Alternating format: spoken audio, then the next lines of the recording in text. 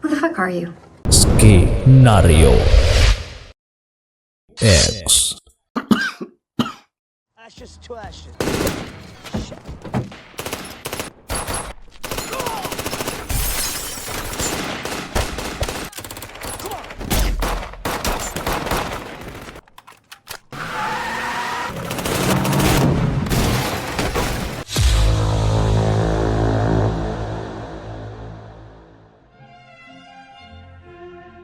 Aga Kareba, apa kabar maksudnya?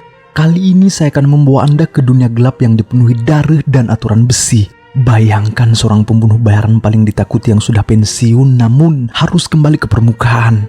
Ini bukan perkara biasa, sekelompok mafia tengik telah mengusik ketenangannya dengan membunuh anjing peninggalan terakhir dari mendiang istri tercinta. Dendam yang murni pun menguasai dirinya. Satu nyawa anjing wajib dibayar dengan ratusan nyawa manusia. Seperti biasa, kisah akan disajikan apa adanya, mendalam dan detail.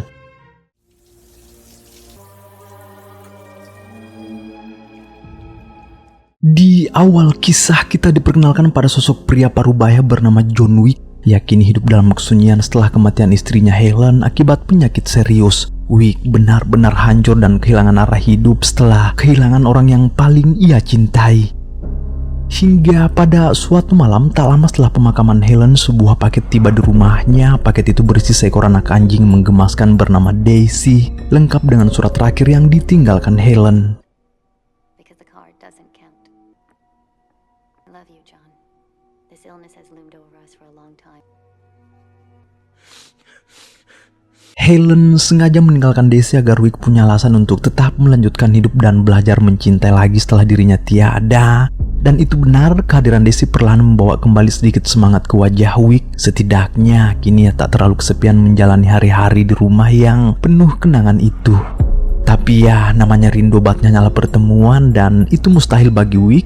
Satu-satunya cara agar tak terus larut dalam rasa sepi adalah keluar rumah lalu melaju dengan mobil klasik kesayangannya, Mustang Mach-1 tahun 1969.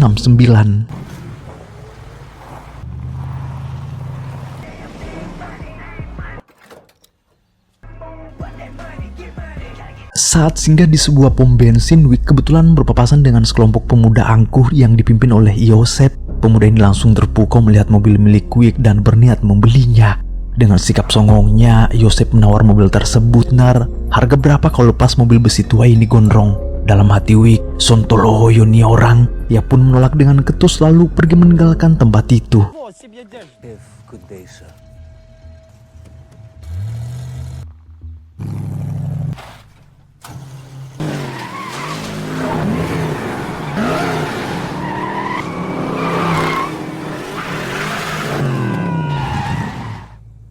Seperti yang kita tahu, Wick bukanlah pria parubaya biasa. Orang sembarangan tak mungkin diberi akses masuk ke area landasan hanya untuk ngedrift mobil. Bagi Wick itu adalah salah satu cara untuk meluapkan kerinduan yang semakin mencekik. Namun tanpa ia sadari, Yosef yang ditemuinya di pom bensin tadi ternyata menyimpan dendam atas penolakan tersebut. Di malam harinya, saat Wick hendak beristirahat bersama Daisy, anjing peninggalan terakhir istrinya, Yosef bersama anak buahnya diam-diam menyelinap masuk ke rumah untuk merebut paksa mobil tersebut.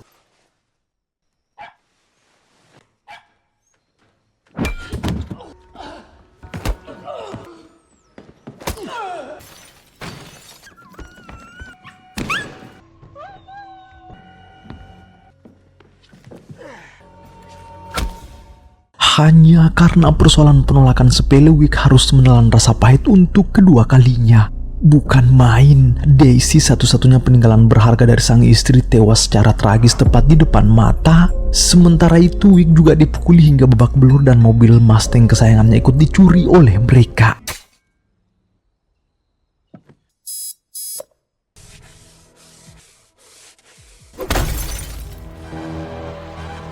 Menyepelekan Wick sebagai orang tua biasa yang lemah sepertinya menjadi kesalahan terbesar Yosef dalam hidupnya. Tanpa sadar ia baru saja membangunkan seekor singa yang selama ini berusaha tidur. Yosef kemudian membawa mobil curiannya ke bengkel penadah milik Leo yang meminta plat dan STNK baru.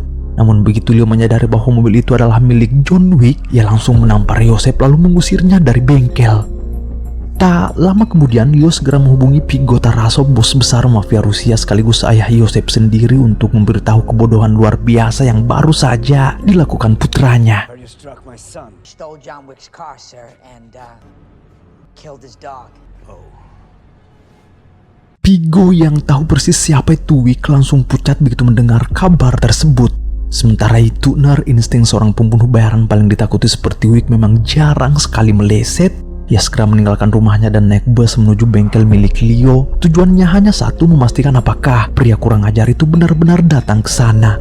Leo yang juga tahu persis siapa orang yang kini berada di hadapannya tak punya alasan untuk berbohong. Vigo, son. Yeah. I need a ride. Wick yang kini sudah mengetahui identitas pelaku tak membuang waktu sedikit pun. Sementara itu, Vigo memanggil putranya Yosef ke salah satu hotel miliknya untuk meminta penjelasan mengenai pembunuhan anjing milik Wick di rumahnya malam itu. Di saat yang sama, Vigo juga merasa perlu menjelaskan siapa sebenarnya pria gondrong yang baru saja diusik oleh putranya. It's John Wick. I once saw him kill 3 men in a bar. Fucking dancer. We call him Baba Yaga. Father, I can make this right. Dios, muy sen.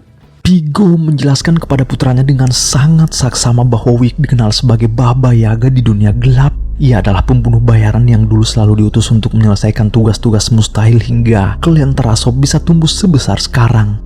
Saat itulah Yosef akhirnya sadar bahwa dirinya telah melakukan kesalahan terburuk dalam hidupnya. Vigo sempat mencoba menelpon Wick untuk bernegosiasi, namun Wick tak mengucapkan sepatah kata pun dan langsung menutup telepon. Sebuah pesan yang sangat jelas bahwa perang telah dimulai. What he said. Enough. Setelah bertahun-tahun memilih pensiun, Wick akhirnya kembali ke ruang bawah tanah yang sudah lama terkunci rapat. Ia menyeret palu besar lalu menghancurkan lantai beton ruangan itu. Di bawahnya tersimpan sebuah koper besi berisi tumpukan koin emas khusus dan persenjataan lengkap. Disitulah identitas aslinya yang selama ini terkubur kembali bangkit. Sosok Baba Yaga, eksekutor paling mematikan yang pernah dimiliki oleh sindikat Tarasov.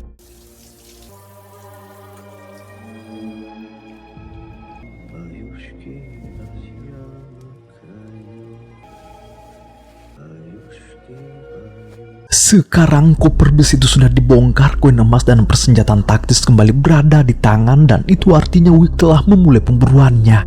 Sementara itu, Vigo tahu bahwa Baba Yaga sudah bangun. Ia tak mau menunggu maut datang menjemput. Tanpa buang waktu, Vigo langsung mengerahkan pasukan taktis elitnya untuk menyerbu rumah Wick malam itu juga, berharap bisa menghabisinya sebelum pria itu sempat melangkah keluar untuk memburu putranya.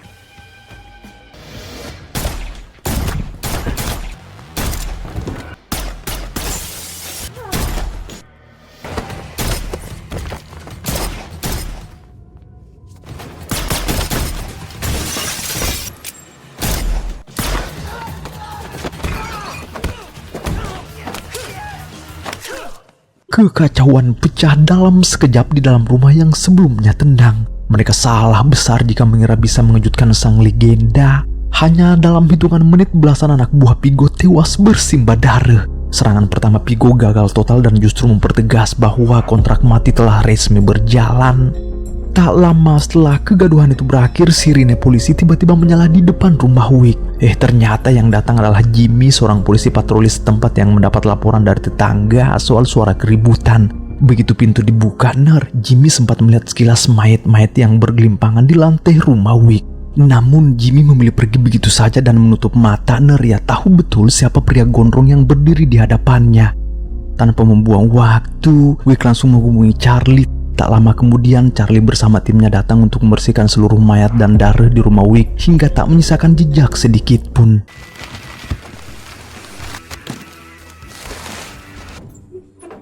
Goodbye, Charlie. John.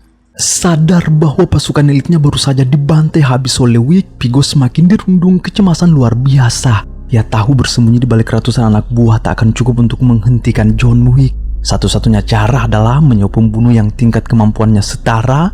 Karena itu Vigo mendatangi kediaman Marcus, seorang pembunuh bayaran senior yang juga merupakan sahabat lama sekaligus mentor bagi Wick. Tanpa basa-basi, Vigo langsung meletakkan tawaran kontrak mati $2 juta untuk kepala Wick. Pigo tahu Markus memiliki kedekatan pribadi dengan Wick. Namun di dunia gelap ini uang dan reputasi sering kali berbicara lebih keras. Consider it done. Sementara itu setelah urusan rumah selesai, Wick langsung bergerak menuju New York untuk memulai pemburuannya. Tujuan pertamanya adalah Hotel Continental, sebuah hotel mewah yang menjadi zona aman sakral bagi para pembunuh bayaran internasional. Di tempat ini berlaku aturan besi, dilarang keras melakukan bisnis maupun pembunuhan di dalam area hotel. Siapapun yang melanggar akan dieksekusi mati di tempat. Di sana Wick menemui Sharon, sang resepsionis hotel sekaligus sahabat lama. Ia juga berpapasan dengan seorang wanita muda bernama Perkins, pembunuh bayaran yang merupakan kawan lama Wick. Menggunakan koin emas miliknya, Wick menyewa sebuah kamar sebelum akhirnya turun ke bar bawah tanah untuk menemui Winston, sang manajer hotel. Winston menyambut John dengan segelas minuman sekaligus mengingatkan kembali aturan besi yang wajib dipatuhi oleh semua orang. Wick mengangguk. Ia paham bahwa kedatangannya kali ini murni untuk mencari informasi, yaitu keberadaan Yosef si bajingan tengik. Setelah beberapa saat, Winston akhirnya membisikkan sebuah lokasi klub malam Red Circle. Begitu mendapatkan petunjuk yang ia butuhkan, Wick langsung kembali ke kamarnya untuk mempersiapkan persenjataan taktis. Nah, setelah semuanya siap, ia pun melangkah keluar dari hotel menuju klub malam tersebut.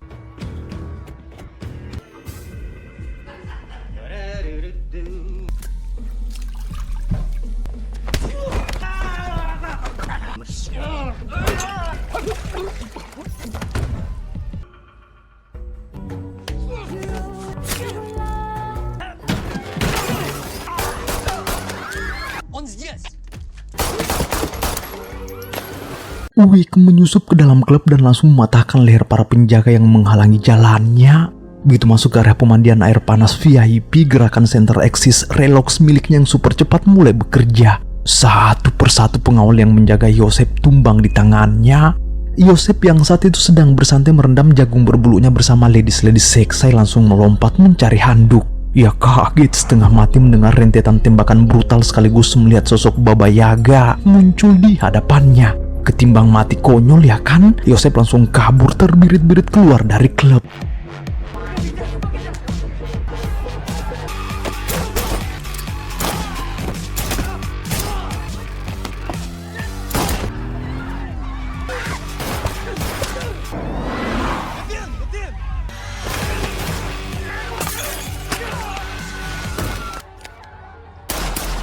Wick terus berusaha mengejar Yosef. Namun luka tembak di bagian perut memaksanya berhenti. Dengan tubuh bersimbah darah dan menahan rasa sakit yang luar biasa, ia memilih kembali ke Hotel Continental saat itu juga. Sesampainya di kamar, Wick langsung menggunakan layanan khusus hotel untuk memanggil dokter pribadi. Dokter itu pun mulai menangani luka tembak di bagian perutnya sambil bercanda. Astaga, si Baba Yaga gondrong ini ternyata bisa juga terluka. Wick hanya menahan rasa sakit dan membiarkan tubuhnya beristirahat. Salah satu lengannya bahkan terpaksa digantung ke leher menggunakan kain karena cedera. Wick kemudian memejamkan mata. Namun ia sama sekali tak menyadari bahwa di atas gedung seberang, Markus, sahabat sekaligus mentor seniornya, sudah membidiknya menggunakan senapan runduk laras panjang.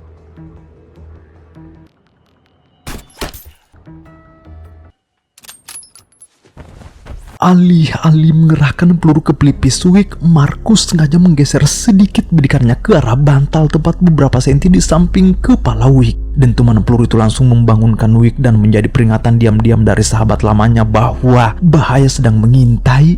Benar saja, yang lebih sial penyusup itu ternyata Perkins, pembunuh bayaran wanita muda yang nekat melanggar aturan sakral Hotel Continental demi imbalan jutaan dolar dari Pigo.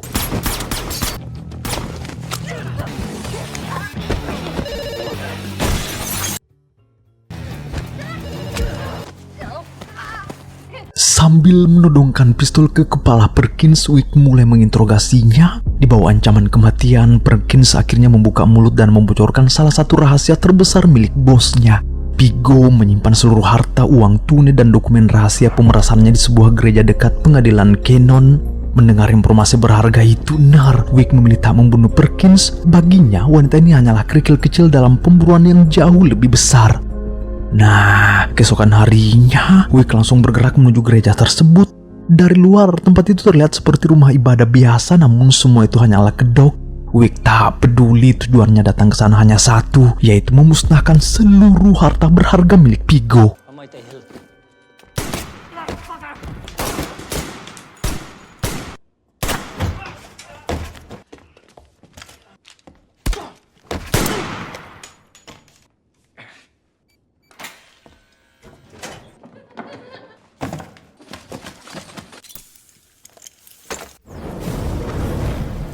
Ini bukan lagi sekedar pemburuan terhadap Yosef. Wick baru saja menghancurkan fondasi kerajaan bisnis milik Vigo secara terbuka. Begitu mendapat kabar bahwa gereja keramatnya diserang, Vigo bukan lagi panik, melainkan murka. Tanpa membuang waktu, ia bersama pasukan bersenjata lengkap langsung melesat menuju lokasi. Namun saat Vigo tiba, Wick sama sekali tak memberinya kesempatan untuk bernapas.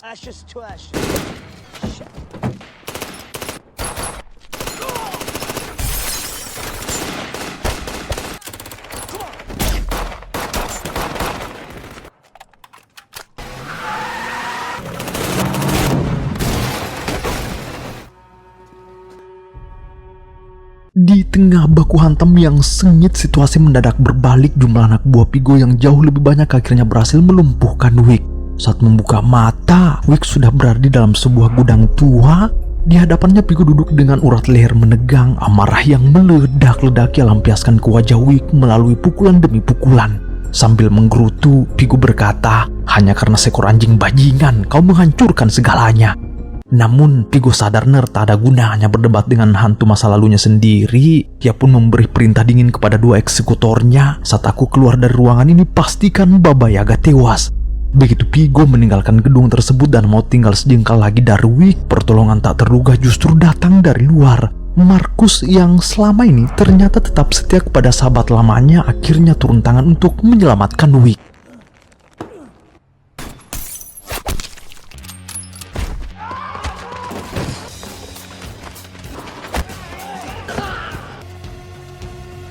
Wick yang berhasil lolos langsung merangsek keluar gudang dan memburu mobil milik Vigo. Beberapa tembakan taktis yang dilepaskannya berhasil menghentikan laju kendaraan itu dan membuat Vigo tak berkutik kayak ayam potong yang baru keluar kandang akibat terlalu kenyang. Wick kemudian memberinya satu penawaran terakhir.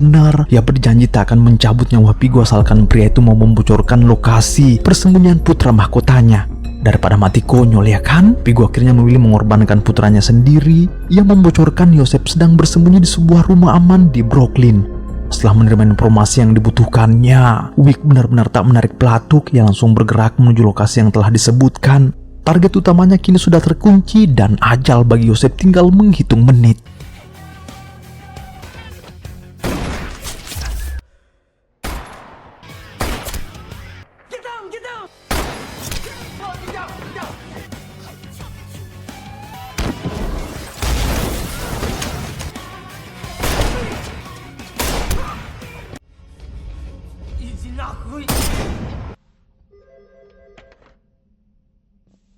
Wick tak memberikan ruang untuk negosiasi apalagi permohonan maaf. Yang menghabisi Yosef hanya dengan 2 tembakan, satu di badan untuk mengunci gerakan, satu di kepala untuk mengakhiri hidupnya. Dendam atas kematian Daisy akhirnya resmi lunas. Setelah misi balas dendamnya selesai, Wick kembali ke Hotel Continental untuk berpamitan dan bersiap menjalani hidup normal sekali lagi. Tak lama kemudian ia menemui Markus, sahabat sekaligus mentor seniornya, untuk mengucapkan terima kasih atas 2 nyawa yang telah diselamatkan Markus, baik di hotel maupun di gudang. Namun, di balik ketenangan yang perlahan kembali, bahaya besar ternyata masih mengintai. Wick dan Markus sama sekali tak menyadari bahwa Perkins, pembunuh wanita muda yang sebelumnya dibiarkan hidup oleh Wick, masih terus mengawasi setiap pergerakan mereka.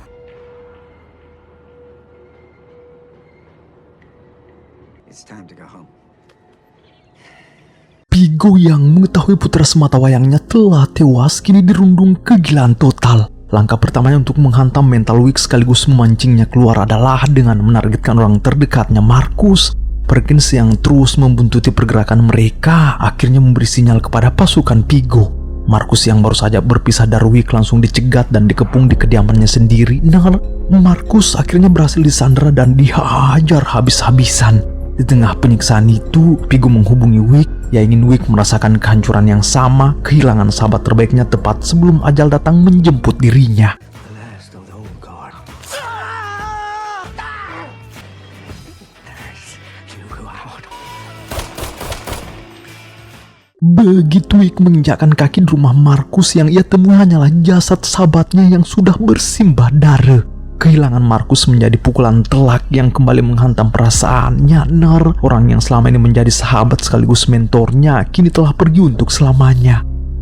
Sementara itu di tempat lain, nasib Sel akhirnya menghampiri Perkins. Langkahnya terhenti saat dikepung oleh pria-pria berjas hitam di sebuah area tertutup. Di sana Winston, sang manajer hotel Continental, sudah berdiri menunggunya. Perkins ketahuan telah melanggar aturan besi hotel dengan melakukan bisnis pembunuhan di dalam area Continental saat mencoba mengeksekusi Wick tempo hari. Menerima informasi akurat dari Winston mengenai pelarian Vigo, Wick langsung bergerak cepat memburu bos besar mafia itu hingga ke dermaga pelabuhan. Tanpa memberi kesempatan sedikit pun, Wick melancarkan serangan gila-gilaan.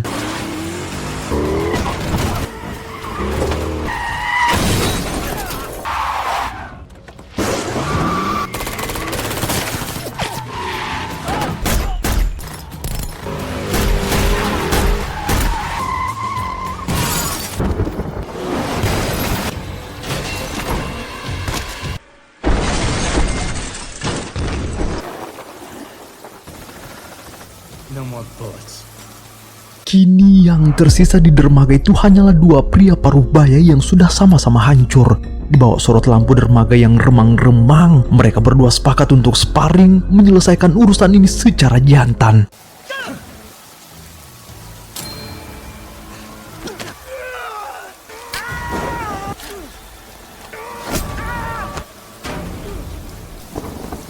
Good seeing you, John. Wick akhirnya mengakhiri hidup bos mafia Tarasov itu untuk selamanya. Vigo tewas mengenaskan di dermaga basah tersebut. Nar, dengan langkah yang tertati-tati dan luka di perut yang masih menganga, Wick perlahan menjauh dari medan pertempuran. Dalam perjalanannya, ia sempat singgah di sebuah klinik hewan untuk mengobati lukanya sendiri. Dari sana, ia keluar sambil membawa seekor anjing pitbull yang sebelumnya hendak disuntik mati. Kisah ini membuktikan satu hal, jangan pernah mengusik ketenangan seorang pria yang sudah tak memiliki apapun lagi untuk dipertaruhkan. Karena bagi John Wick, satu nyawa anjing peninggalan sang istri bukan sekedar hewan peliharaan, melainkan sisa kemanusiaan yang selama ini berusaha ia jaga. Saya pamit undur diri, sampai jumpa di kisah seru lainnya. Bye.